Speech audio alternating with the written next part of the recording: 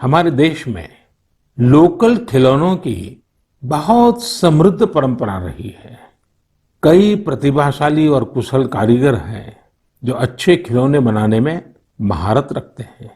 भारत के कुछ क्षेत्र टॉय क्लस्टर्स यानी खिलौने के केंद्र के रूप में भी विकसित हो रहे हैं, जैसे कर्नाटक के रामनगरम में चन्नापटना, आंध्र प्रदेश के कृष्णा में कोंडापल्ली, तमिलनाडु में तंजौर, असम में धुबरी, उत्तर प्रदेश का वाराणसी। नमस्कार, मैं रानी गुप्ता और आप देख रहे हैं लाइव BNS। देश के प्रधानमंत्री और काशी के सांसद नरेंद्र मोदी समय समय पर बनारस की तारीफ करते रहते हैं और इसी बीच उन्होंने अपने कार्यक्रम मन की बात के जरिए जो बनारस में कुटीर उद्योग है, लकड़ी के खिलौने बनते हैं, उसकी इस बात प्रशंसा की और कहा कि जो कारीगर हैं वो काफ़ी मेहनत करते हैं। और उन्होंने इस बात को लॉकडाउन के समय में कहा जब देश की आर्थिक स्थिति लगातार खराब होती जा रही है। तो जिस तरीके से प्रधानमंत्री ने तारीफ की है जो लकड़ी के खिलौने बनाते हैं उनकी और ये जो ट्रेडिशनल इंडस्ट्री है उसकी, तो आइए आप चलते हैं हम बनारस के कश्मीरगंज में और जानते हैं कि जिस तरीके से उन्होंने बात की और धरातल में जो स्थिति है कारीगर की या फिर जिस तरीके से ये पूरा प्रोसेस है उसकी क्या स्थिति है, इसी के विषय में हम जानने के लिए यहाँ पे आ चुके हैं और यहाँ पे बात करेंगे यहाँ के ओनर से, फैक्ट्री के, और साथ ही साथ कारीगरों से कि वो कितनी मेहनत करते हैं और कैसे इस काम को पूरा करते हैं।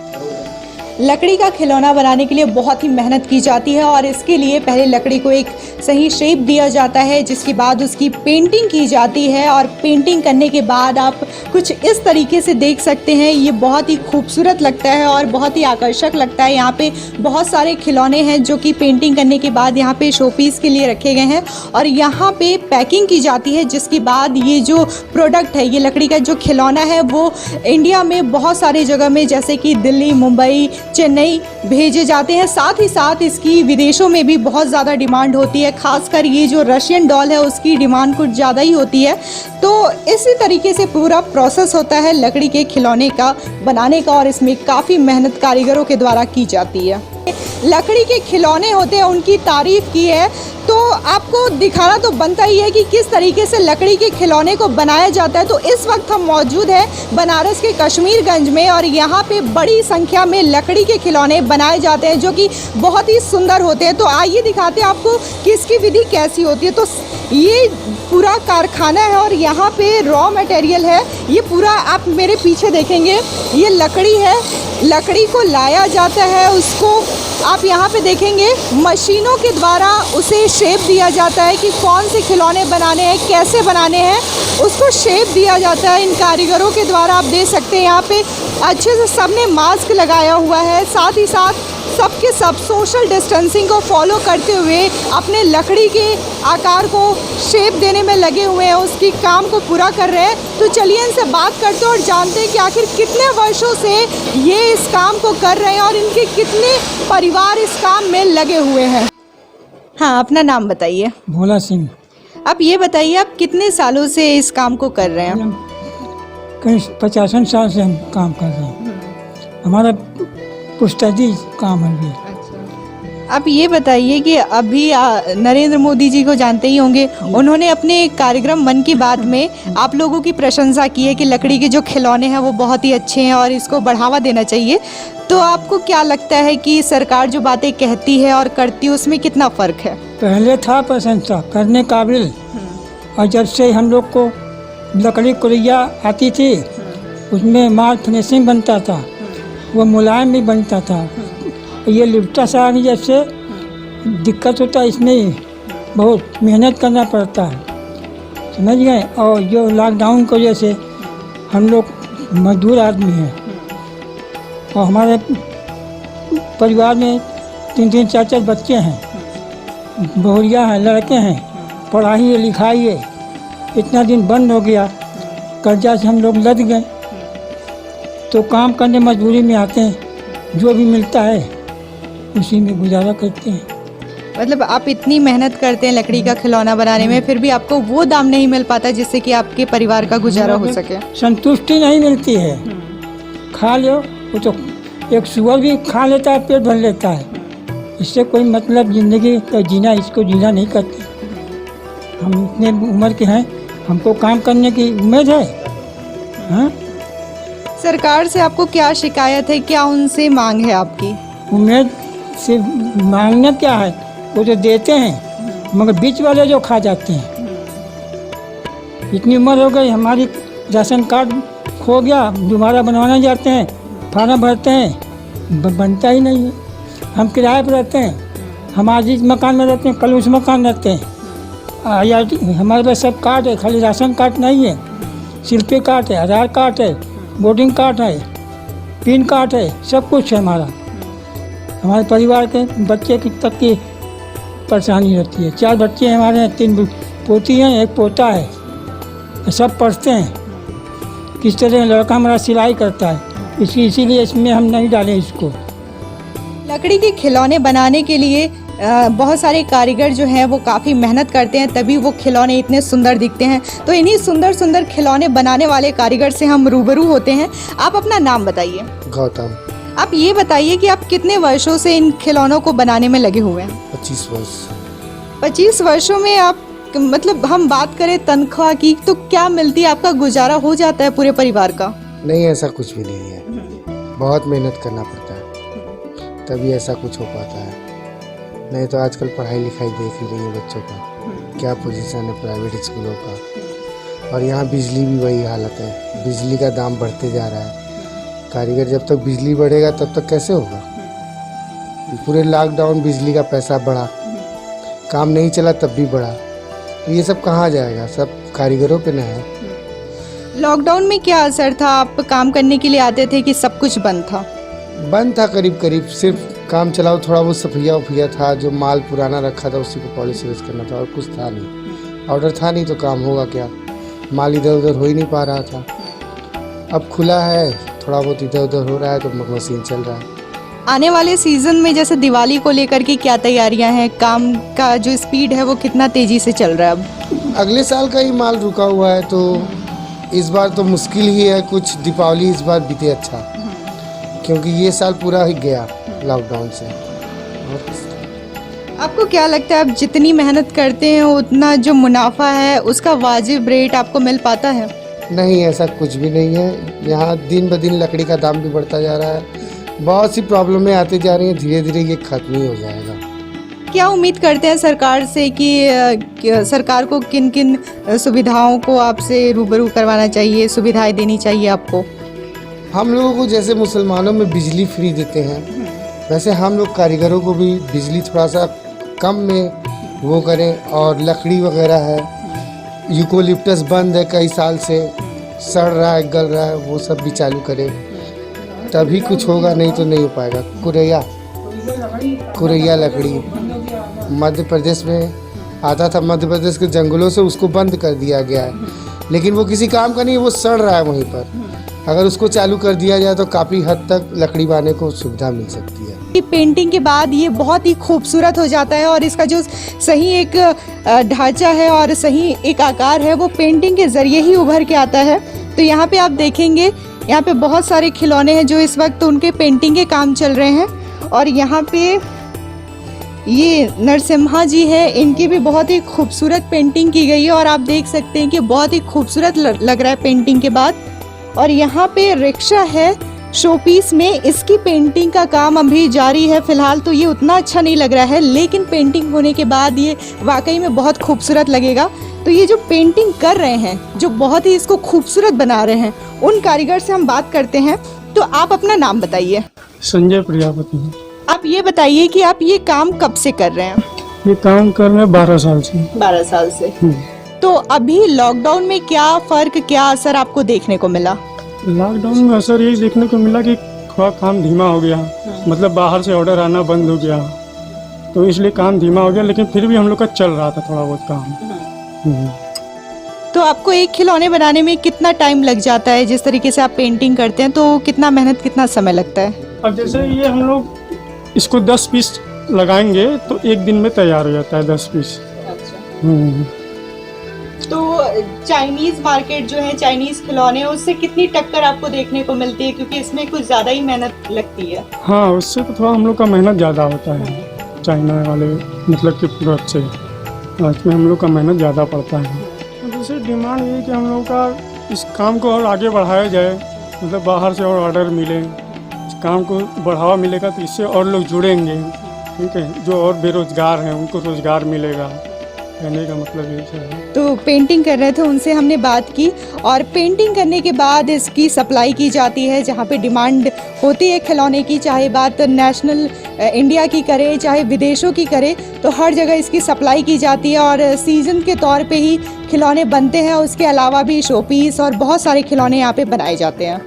इस वक्त हमारे साथ हैं बनारस के कश्मीरगंज में लकड़ी के खिलौने बनाने वाले फैक्ट्री के ओनर मिस्टर राजकुमार सिंह जी, और इनसे हम बात करते हैं कि लकड़ी के खिलौने कब से बनाए जा रहे हैं बनारस में और इसका क्या इतिहास रहा है। तो आपका लाइव वीएनएस में बहुत बहुत स्वागत है। धन्यवाद। मैं राजकुमार सिंह। मैं आप ये बताइए कि बनारस में लकड़ी के खिलौने बनाने की शुरुआत कब से हुई है?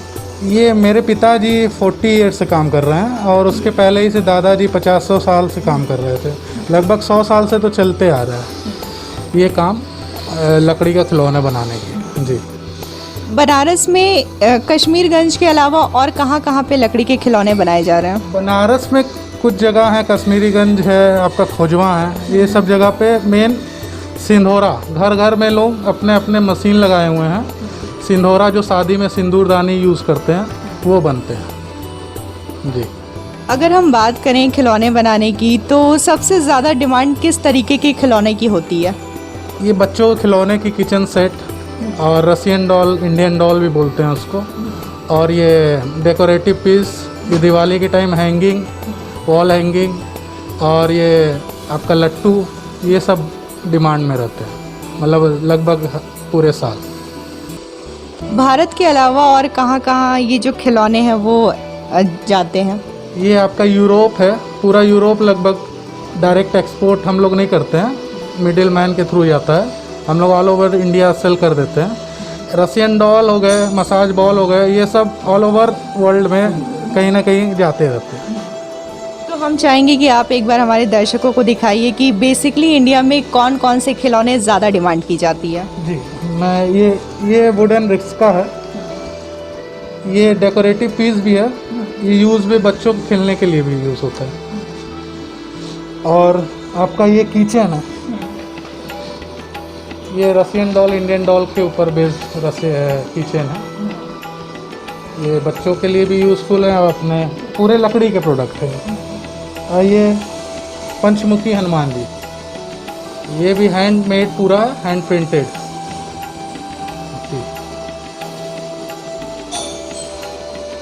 और ये बच्चों का खेलने का चिड़िया दाना बोलते हैं इसको, घुमाने पे। ये रसियन डॉल, इंडियन डॉल जो बोल रहा था, एक के अंदर एक 5 पीस।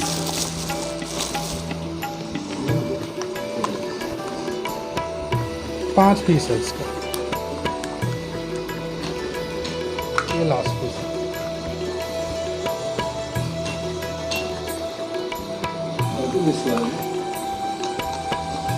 वाकई में ये जितने भी आप खिलौने देख रहे हैं वो बहुत ही खूबसूरत हैं और जो कारीगर हैं बहुत ही मेहनत के साथ बनाते हैं, क्योंकि लकड़ी के खिलौने को सही आकार देना, फिर उसकी पेंटिंग करना, और इसमें बहुत ही मेहनत लगता है। तो क्या आपको लगता है कि इसका जो वाजिब रेट होता है वो आप तक पहुंच पाता है? हाँ, इधर भी जब से जीआई हुआ है प्रोडक्ट, क्योंकि पहले क्या होता था, हर जगह लोग अपना नाम दे के बेच देते थे कि ये इधर का बना हुआ है। जब से जीआई हुआ है तो इसका वैल्यू मिल रहा है, मतलब कॉस्टिंग तो आराम से निकल जाती है, अपने कारीगरों को वेजेस भी ज़्यादा मिल जाते हैं, क्योंकि जीआई होने से पेटेंट एक एरिया रीजन में ही बन रहे हैं, इस वजह से कॉस्टिंग अच्छे से मिल जाती है, रेट। आपको क्या लगता है कि जो चाइनीज़ मार्केट है, चाइनीज़ प्रोडक्ट है खिलौने, उसमें भी बहुत बच्चे दिलचस्पी लेते हैं, तो आपको क्या लगता है कि वो कहीं ना कहीं टक्कर तो देते ही होंगे इस उद्योग को? चाइनीज़ प्रोडक्ट तो बहुत टक्कर दे रहे थे, पूरा इंडिया मार्केट ख़राब करके रखे थे। मगर अब जब से ये मोदी जी ने कहा कि चाइनीज़ प्रोडक्ट को बैन किया जाए, तो अपने यहाँ उन बच्चों के हिसाब से डिज़ाइनिंग करना और ये मार्केटिंग, ये मेन गवर्नमेंट को सपोर्ट करेंगे तो आराम से ये वुडन हैंडीक्राफ्ट आराम से बढ़ेगा। क्या लगता है आपको कि अभी हाल ही में मोदी जी ने प्रशंसा की इस उद्योग को लेके, तो उम्मीद कितनी है कि सरकार को मदद करनी चाहिए आगे आके? उम्मीद तो बहुत है, डिमांड भी बहुत है, मगर ये कारीगर अभी थोड़े कम है, इसलिए थोड़ा सा गवर्नमेंट सपोर्ट देगी तो बहुत आगे जाएगी। में क्या क्या चुनौतियाँ फेस करना पड़ता है, किन किन मुश्किलों का सामना करना पड़ता है, उसके विषय में कुछ बताइए।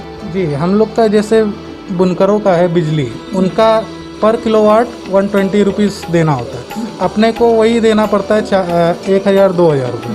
तो ये बिजली का दर कम करे गवर्नमेंट तो कारीगर बढ़ेंगे, क्योंकि उनका पैसा बच ही नहीं रहा है कि वो आगे इन्वेस्ट करे अपने काम में लकड़ी ले।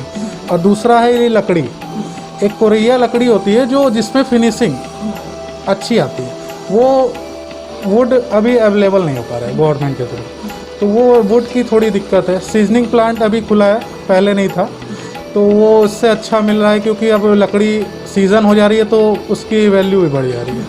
ये दिक्कत आई है।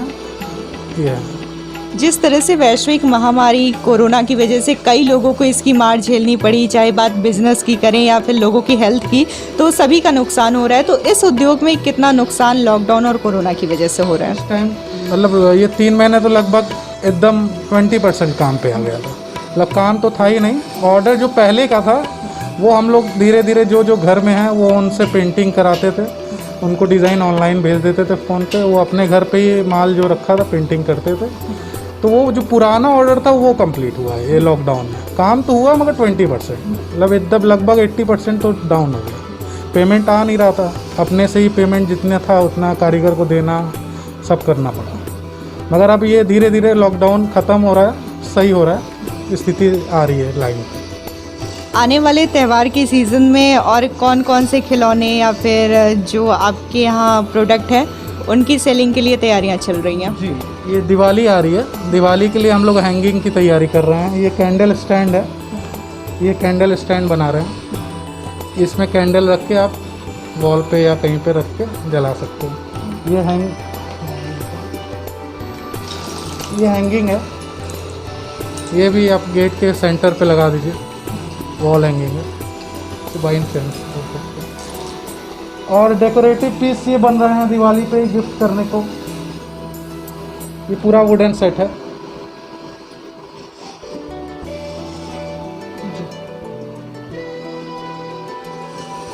तो आप देख सकते हैं कि छोटे छोटे खिलौनों में कितनी मेहनत करके इनको बनाई जा रही है और वाकई में देखने में ये बहुत ही खूबसूरत लगते हैं।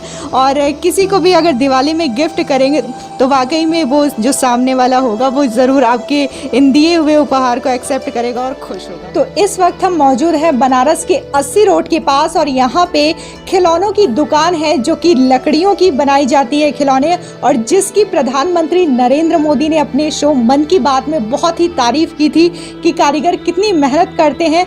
और इस वक्त हम इस दुकान में हैं और दुकान के जो ओनर है उनसे बात करते हैं कि आखिर जिस तरीके से प्रधानमंत्री जी ने प्रशंसा की है तो आपको क्या उम्मीद लगती है? सबसे पहले आप अपना परिचय बताइए। मेरा नाम यश अग्रवाल है, ये मेरी शॉप है और ये शॉप कम से कम 1960 से पुरानी है। आप ये बताइए कि लॉकडाउन में क्या असर देखने को बिजनेस में मिला? बिजनेस तो बिल्कुल ठप हो गया है और मेन बात हैंडीक्राफ्ट के लिए तो ये तो बिल्कुल डाउन हो गया, क्योंकि हम लोग का माल एक्सपोर्ट होता है, देश विदेश जाता है, इंडिया में भी जाता है, और कोई कस्टमर आ ही नहीं रहे हैं तो इससे तो एकदम डाउन हो गया है वो हमारा हैंडीक्राफ्ट। और जो कारीगर लोग हैं वो तो अलग परेशान है। तो किन किन चुनौतियों का सामना इस वक्त करना पड़ रहा है? रेंट देना है, बिजली का बिल देना है, स्टाफ के खर्चे हैं, कारीगर लोग को तो देना ही पड़ता है, भले हम लोग का सेल हो चाहे ना हो, तो उस वजह से हम लोग को थोड़ा बहुत प्रॉब्लम हो रहा है इसमें। बात करें आपकी दुकान में जितने भी ये प्रोडक्ट रखे हुए हैं तो इसकी डिमांड विदेशों में ज़्यादा होती है कि ऑल ओवर पूरे इंडिया में कहाँ से कस्टमर्स ज़्यादा आते हैं? हम लोग का मेन टूरिस्ट एरिया है पूरा, तो हम लोग थोड़ा टूरिस्ट पे निर्भर करते हैं। तो अगर टूरिस्ट आएंगे नहीं तो काम चलेगा नहीं। और रही बात इंडिया की, तो साउथ के जो लोग आते हैं तो वो लोग को भी आना आवागमन पूरा बंद है, तो इस वजह से तो प्रभाव तो कहीं से भी पड़ा है। और जिस तरीके से मोदी जी ने प्रशंसा की है तो आप क्या शिकायत है या फिर क्या मांग है सरकार से इस कुटीर उद्योग को लेके? सरकार से बस यही मांग रहेगी कि जो आउटर से कस्टमर आते हैं, इंडिया में हो या फ्रांस, मतलब कि देश विदेश से आते हों, तो उन लोग को थोड़ा आने दिया जाए, तो हम लोग का भी थोड़ा रोज़गार चले, तो हम लोग भी थोड़ा आगे बढ़े। जितने हम लोग लॉकडाउन में पीछे हो गए हैं तो कुछ तो हम लोग का रिकवर हो। बात करें बिजनेस की तो कितना मुनाफा इस समय हो पा रहा है? मुनाफा तो इस समय बिल्कुल नहीं है, इस समय तो पूरा माइनस में जा रहा है हर चीज़, तो मुनाफे की तो इसमें कोई बात ही नहीं है फिर। बात करें लकड़ी के खिलौनों की, तो आप किस तरीके से ऑर्डर दे के बनवाते हैं, जिस तरीके से कस्टमर्स की डिमांड होती है उस तरीके से? हम लोग का दोनों काम होता है, जैसे कोई डिमांड आता है, कोई डिज़ाइन आता है तो उसको भी स्पेशली बनवाते हैं, या तो हम लोग का तो स्टॉक तो पूरा मेंटेन रहता ही है उसमें। हम लोग के खुद के कारीगर हैं, वो लोग बनाते रहते हैं अपना, हम लोग माल स्टॉक करते रहते हैं। तो बेसिकली बनारस से जब ऑर्डर देते हैं आप, तो किस इलाके से ज़्यादा ऑर्डर दिया जाता है? हम लोग कारीगर बनारस तक में फैले हुए, जैसे कश्मीरी गंज हुआ, वो तो पुराना फेमस हो गया हैंडीक्राफ्ट के नाम से, तो कुछ कारीगर वहाँ भी हैं, कुछ कारीगर हमारे पर्सनल होते हैं जो और आउटर में गाँव में काम करते हैं, तो उन लोग को मैं बनवाता हूँ। तो जो दुकान के ओनर थे उनसे हमारी बात हुई और उन्होंने बताया कि किन परेशानियों का सामना इस वक्त कोरोना और लॉकडाउन की वजह से इनको करना पड़ रहा है। और जहां तक नरेंद्र मोदी देश के प्रधानमंत्री, जिन्होंने मन की बात के जरिए इस कुटीर उद्योग को बढ़ावा देने की बात की है, तो सिर्फ बोलने से नहीं काम चलेगा। कारीगरों की क्या समस्याएं हैं उनको करीब से देखना और उनको समझने की ज़रूरत है, तभी ये कुटीर उद्योग जो है, ट्रेडिशनल इंडस्ट्री जो है, वो आगे बढ़ सकती है। फिलहाल तो इसकी डिमांड जो है देश के साथ साथ विदेशों में भी होती रहती है।